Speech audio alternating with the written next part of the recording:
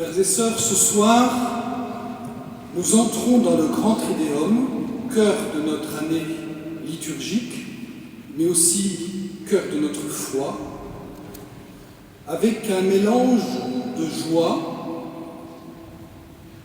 et de tristesse. De joie parce que nous commençons par l'institution de la Sainte Eucharistie, par la Sainte Seine. Nous savons, pour nous, chrétiens, catholiques, l'Église a tout de suite compris que dans ce geste simple en apparence, Jésus donnait déjà tout. Et que grâce à ce geste du pain et du vin, qui vont devenir, dont il va dire « ceci est mon corps, ceci est mon sang », et qui deviendront ainsi corps et sang du Christ, à travers ce geste, eh bien, va se perpétuer ce que nous allons vivre dans les heures qui viennent, la passion du Seigneur et sa résurrection. Grâce à l'Eucharistie, nous sommes contemporains des événements qui se sont vécus une fois pour toutes avec Jésus-Christ, il y a 2000 ans, lorsque, après avoir enseigné, avoir choisi ses disciples, les avoir enseignés, il a donné sa vie sur la croix, pour ensuite ressusciter. Ceci est loin de nous, d'un point de vue historique, mais ceci est bien présent, est aujourd'hui, et d'ailleurs, vous écouterez bien, dans la prière eucharistique, au début de ce Triduum, nous disons justement, c'est-à-dire aujourd'hui, c'est aujourd'hui que Jésus nous sauve. C'est aujourd'hui que Jésus donne sa vie, verse son sang. C'est aujourd'hui qu'il ressuscite. La Sainte Eucharistie nous permet d'être toujours présents de cet événement qui va bouleverser l'histoire de l'humanité, qui transforme le monde, et encore aujourd'hui, qui continue à transformer le monde, qui est celui de la Pâque du Seigneur, de sa mort et de sa résurrection. Nous sommes donc dans la joie parce que ce sacrement, à la Sainte Seine, ce sacrement, l'Eucharistie, eh bien désormais, nous aurons cette proximité de Dieu et cette proximité de son action salvifique, de son œuvre concrète. Nous n'avons pas simplement un Dieu qui nous a parlé, qui s'est révélé, qui nous a dit qu'il était ce qu'il voulait. Non, nous sommes un Dieu qui agit. Qui agit. Son action, il l'a fait en Jésus-Christ. Il est actualisé dans la puissance de l'Esprit Saint désormais, dans la Sainte Liturgie en particulier. Son action, c'est l'action de sauver l'humanité et de transformer le monde, d'éviter que le monde aille à sa perte. C'est pour ça que les chrétiens ne peuvent pas être désespérés, en aucune circonstance, même s'ils peuvent vivre des périodes difficiles. C'est donc la joie de recevoir ce sacrement ce soir, mais c'est aussi la tristesse, parce que nous savons ce que nous allons vivre demain, tout au moins pour ceux qui sont convertis depuis longtemps, enfin, qui sont baptisés depuis longtemps. Ceux qui ne sont pas encore baptisés, bon, peut-être c'est un peu leur première fois, ou leur deuxième fois, ils ne sont pas encore habitués, mais nous savons demain ce que nous avons. La passion du Seigneur, ça va être raide, ça va être difficile, parce que Jésus va nous demander de le suivre, et nous allons résister, peut-être l'abandonner comme les apôtres, nous allons peut-être être comme la foule qui l'acclamait dimanche lorsqu'il est rentré à Jérusalem, et puis qui maintenant va crier « Crucifie-le, crucifie-le ». Donc ça va être difficile à vivre. Peut-être nous allons le vivre avec beaucoup de tendresse, d'amour pour Jésus qui va nous faire souffrir, de voir Jésus souffrir toujours encore aujourd'hui. Comme le disait Pascal, le Christ est en agonie jusqu'à la fin des temps. Et c'est par la divine liturgie, en particulier la Sainte Messe, que ceci continue à être une réalité.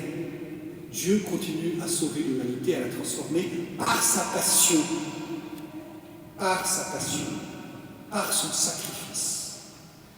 Comme dit saint Paul, pour quelqu'un de juste, peut-être on accepterait de donner sa vie. Mais pour des mauvais, des pécheurs, mais Jésus, c'est ce qu'il fait. Lui, le pur, le saint, car il est Dieu, pur et saint, eh bien, il va donner sa vie pour chacun de nous. Si nous n'avions été qu'un seul à être sauvé, si ça avait été que moi, que vous, il l'aurait fait. Il l'aurait fait. Il aurait donné sa vie. Il aurait versé son sang. Parce qu'il ne veut pas notre perte. Il ne veut pas que nous allions à notre perte. Et ainsi, par son action, il nous montre combien il nous aime. Combien son amour est débordant. C'est pour cela que l'Eucharistie est le sacrement de l'amour. L'amour, on peut très bien dire « je t'aime », pourquoi pas, c'est très bien de le faire, surtout dans les couples, tout ça. Très bien de le faire, il faut le dire. Mais il faut que ce soit en acte. Il faut que ce soit dans les actions. L'amour, ça se montre dans le don de soi, dans le service, le désintéressement, dans se détourner de soi pour se donner tout à l'autre, pour chercher le bien du prochain et de l'autre. Et Jésus, c'est ce qu'il fait, c'est ce que Dieu fait pour nous. Tout ça, c'est présent dans l'Eucharistie. Je vous parle déjà de la passion du Seigneur. Je pourrais aussi vous parler de la résurrection. Et je vais laisser ça à notre évêque, qui présidera notre célébration. Mais il y a aussi le mystère de la résurrection dans l'Eucharistie, car quand nous communions au corps et au sang du Christ, comme ce sera le cas aujourd'hui d'ailleurs, quand nous communions au corps et au sang du Christ, quand nous communions même seulement au corps du Christ, quand nous participons à l'Eucharistie dominicale, c'est Jésus vivant que nous recevons. Mais le Jésus vivant avec ses plaies glorieuses. Le Jésus vivant qui a traversé la passion, qui est mort pour nous en sacrifice, qui s'est offert en sacrifice, qui est mort et qui est ressuscité. Et c'est un Christ vivant que nous recevons, c'est une vie divine qui nous est donnée. Jésus vit tout ça pour nous communiquer la puissance de Dieu, l'amour divin, l'amour de Dieu. Vous le savez, le Trideum, c'est un passage. Pâques, ça veut dire passage, Pessah. Alors je ne sais pas si vous êtes au courant, mais actuellement, nos frères juifs vivent la semaine de Pessah, la semaine de Pâques, parce que c'est étalé sur 8 jours. Ils vivent cette semaine de Pâques actuellement, en même temps que nous, comme au temps de Jésus, puisque Jésus a offert sa vie pendant la fête de Pâques. Et nous prions pour eux, pour qu'ils soient fidèles à leur vocation, mais encore mieux que ça, pour qu'ils reconnaissent en Jésus-Christ le Messie qu'ils attendent, avec beaucoup de ferveur. Nous prions pour eux. En tout cas, nous pensons à eux, car actuellement, ils vivent Pessah. Dans la fête de Pessah, il y a le repas du Seder, un repas de fête. C'est ce que nous avons entendu dans la première lecture, l'Exode 12. Ce repas du Seder, vraisemblablement, c'est dans ce contexte que Jésus, il y a plusieurs coupes dans le repas de Seder, il y a Ta'azim, il y a plusieurs coupes, et vraisemblablement, il y a une coupe eschatologique, qu'on appelle une coupe eschatologique, qui est celle du Messie, et donc, vraisemblablement, Jésus a utilisé cette coupe pour dire, voilà, ceci est mon sang. Il a utilisé le pain, le Seder, pour dire, ceci est mon corps. C'est dans ce contexte. Cette fête du Seder, vous avez entendu l'Exode 12, là, tout à l'heure, vous pouvez le relire, c'est vraiment la fête que Dieu demande pour se souvenir que Dieu, par la force de son bras, les a libérés de l'esclavage d'Égypte, et leur a donné la liberté. Il leur a donné ensuite une terre. Ce que Dieu a réalisé de façon forte pour un peuple, il le réalise de façon plus grande et plus forte encore pour un nouveau peuple, un peuple immense que nous sommes, dont nous sommes. Il a fait ce passage de l'esclavage à la liberté en donnant la terre promise au peuple juif, et on continue aujourd'hui, c'est leur plus grande fête, continue à le fêter cette libération, eh bien, nous vivons une autre libération. Les contemporains de Jésus n'y comprenaient pas grand-chose sur le moment. Et nous vivons une autre libération, c'est un passage de l'esclavage, du péché qui nous mène à la mort. Et nous savons que nous sommes tous atteints du péché parce que nous allons tous mourir. Comme ça, on peut savoir. Pour ceux qui ne savent pas s'ils ont fait des péchés. Comme on sait qu'on va mourir, en fait, c'est qu'on est atteint par le péché. Parce que la mort n'a pas été créée par Dieu. Une conséquence du mal, du péché. Et donc, cet esclavage-là, Dieu voulait nous en libérer. Jésus, en traversant la mort par sa croix et son sacrifice, sur la croix, il va vraiment mourir, et en ressuscitant au bout de 3 jours, il traverse la mort, revient avec une vie telle que nous ne l'avons jamais connue encore, une vie surnaturelle, une vie puissante, et il nous aide, il nous permet ensuite de le suivre pour traverser désormais la mort et entrer dans la résurrection du Seigneur. Donc c'est dans ce contexte de la Pâque juive, du Seder juif, que Jésus a institué la Sainte Eucharistie. Pour nous dire, c'est une libération que je vous donne. Je vous libère du mal, du péché et de la mort. Et désormais, dans la nuit de Pâques, quand les baptisés, quand les frères et sœurs reçoivent le Saint Baptême, eh bien, ils meurent avec Jésus pour ressusciter avec lui. Et la majorité d'entre nous sommes baptisés, nous avons déjà vécu cette mort. On peut dire, la mort est derrière nous. La mort physique qu'on va vivre bientôt, que l'on côtoie souvent, qu'on voit nos frères et sœurs qui meurent, n'est qu'une formalité de passage. Petite formalité.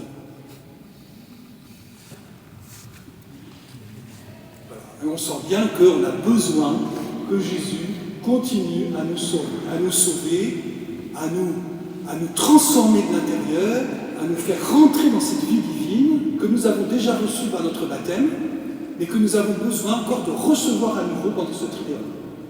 Pour que cette réalité de la mort vaincue, de la vie plus forte que la mort en Jésus, soit une réalité vécue au quotidien pour nous.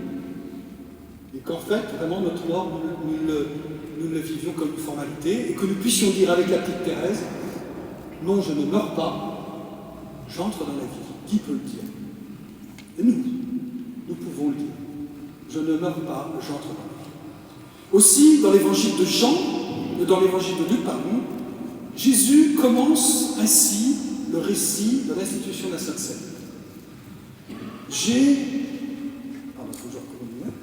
J'ai ardemment désiré manger cette Pâque avec vous avant de souffrir.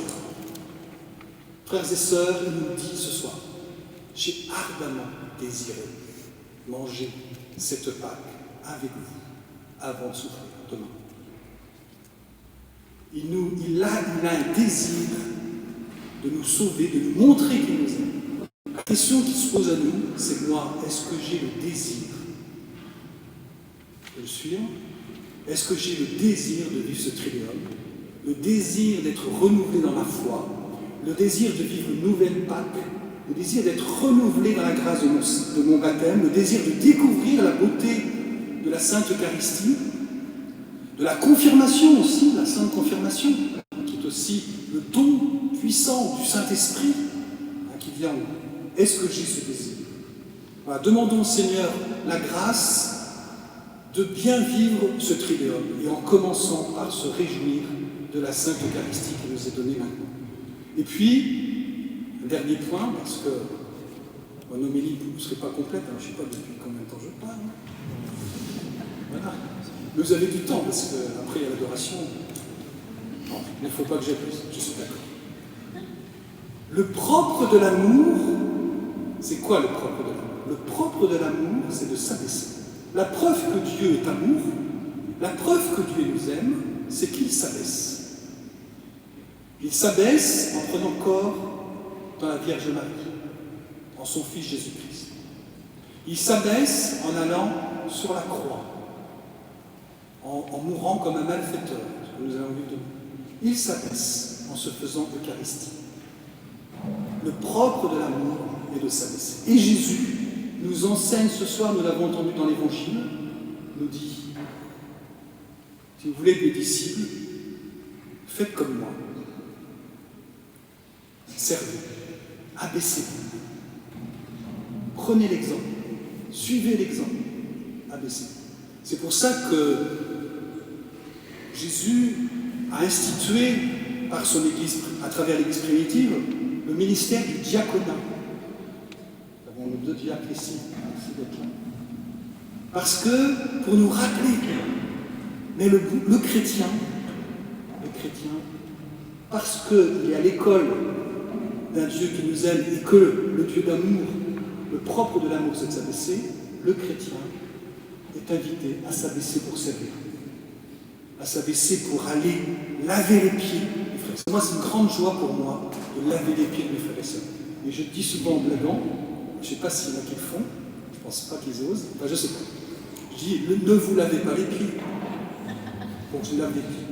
Pour que ce soit un petit peu difficile pour moi, parce que les pieds qui sont bons, facile. Non mais, parce que le propre de l'amour, c'est vraiment de s'abaisser, de se donner. C'est pas... Voilà, c'est vraiment dans cet exemple-là qu'il faut rentrer, suivre Jésus sur ses pas. Il nous a dit, vous avez vu comment je fais? Et maintenant, je vais refaire le geste de Jésus. Faites de même. Et tout ça, c'est présent dans l'Eucharistie. Et les frères, nos frères diacres nous rappellent cette importance de regarder Jésus comme un Dieu qui s'abaisse et qui sert. Je ne suis pas venu pour être servi, mais pour servir. Amen.